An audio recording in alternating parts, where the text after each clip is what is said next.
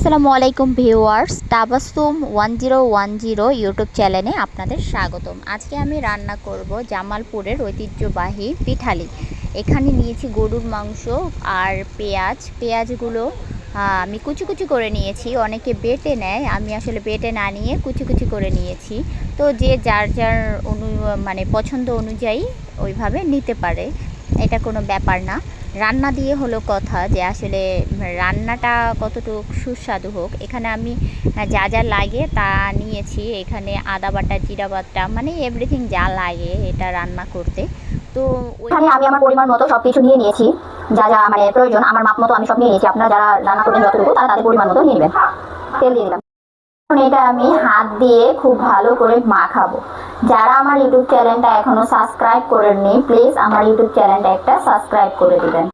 সুন্দরভাবে কষিয়ে টেষিয়ে হালকা একটু পানি দিয়ে ঢেকে দিলাম, অল্প পরিমাণ।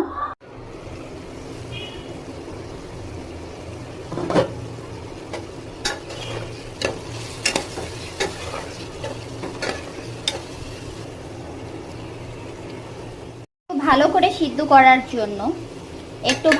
সিদ্ধ করার জন্য কি করবেন, এখানে কয়েকটু পানি এখানে অ্যাড করে দিবেন। আমি এখানে পানি অ্যাড করছি।